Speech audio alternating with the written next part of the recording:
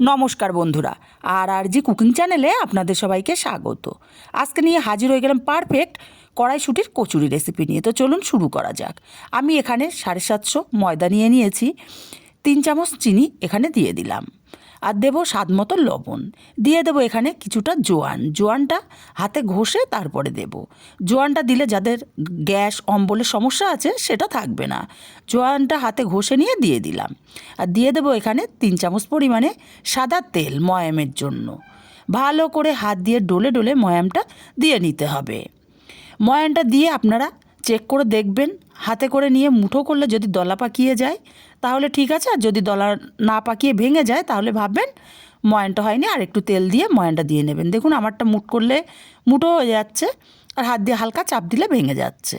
ঠিক এইভাবে ময়ানটা দেওয়ার পরে অল্প অল্প জল দিয়ে আমি ডোটা মাখিয়ে নেব। আর ডোটা খুব শক্ত হবে না, আর একেবারে খুব নরম হবে না। ঠিক এইরকম একটা সফট ডো আমাদের রেডি করে নিতে হবে। এখন ঢাকা দিয়ে রেস্টে রেখে দিয়ে আমি পুরটা রেডি করব। মিক্সচার জারের মধ্যে এখানে দিয়ে দিচ্ছি 1 ইঞ্চি আদা, আর ঝালের জন্য দেব 7-8টা কাঁচা লঙ্কা, কারণ আমি পুরটা বেশি পরিমাণে বানাবো তাই। 1.5 চামচ পরিমাণে এখানে আমি মৌরি দিয়ে দিলাম। মিক্সচার জারটা ঘুরিয়ে একটু আদা ভাঙা করে নিয়ে এখানে আমি দিয়ে দেবো কড়াইশুঁটি। আমি 1 কেজি কড়াইশুঁটি ব্যবহার করছি। অল্প জল দিয়ে একদম মিহি করে পেস্ট রেডি করে নিয়েছি। দেখুন ঠিক পেস্টটা এইভাবে রেডি করে নিতে হবে। এবার কড়াইয়ে 1 চামচ পরিমাণে তেল দিয়ে দিলাম। তেলটা গরম হলে দিয়ে দিলাম এখানে 1/2 চামচ পরিমাণে হিংটা দেওয়ার পরে কড়াইশুঁটির পুরটাকে ঢেলে দিয়েছি। এখন এইভাবে অনবরত মিনিট খানিক নাড়াচাড়া করে নেব। তারপর এখানে দিয়ে দেব স্বাদ মতো লবণ আর 1/2 চামচ পরিমাণে হলুদ। লবণ আর হলুদটাকে দিয়ে আরও মিনিট 2 এইভাবে নাড়াচাড়া করে রান্না করে নেব। দেখুন অনেকটাই শুকনো শুকনো হয়ে গেছে পুরটা। এই পর্যায়ে দিয়ে দেবো 1 চামচ চিনি আর সামান্য একটু গরম মশলার গুঁড়ো। চিনি আর গরম মশলার গুঁড়োটাকে দিয়ে ভালো করে নাড়াচাড়া করে মিশিয়ে দেব। তারপর আমি আলাদা পাত্রে উঠিয়ে নেব, আর আলাদা পাত্রে উঠিয়ে ছড়িয়ে দেব যাতে পুরোপুরি পুরটা ঠান্ডা হয়ে যায়। পুরটা অবশ্যই ঠান্ডা করে নিতে হবে, এটা মাথায় রাখতে হবে। আমি সম্পূর্ণ পুরটা আলাদা পাত্রে উঠিয়ে ছড়িয়ে দিয়েছি। পুরটা ঠান্ডা হতে থাক, ততক্ষণে ময়দার ডোটাও আমার রেস্টে ছিল। এখন আবারও একটু মাখিয়ে নেব। আবারও মাখিয়ে নিয়ে তারপরে এখান থেকে লেচি কেটে নেব। আর লেচিগুলো লুচি যেরকম করি তার চেয়ে একটু বড় করে আমি লেচিগুলো কেটে নিয়েছি।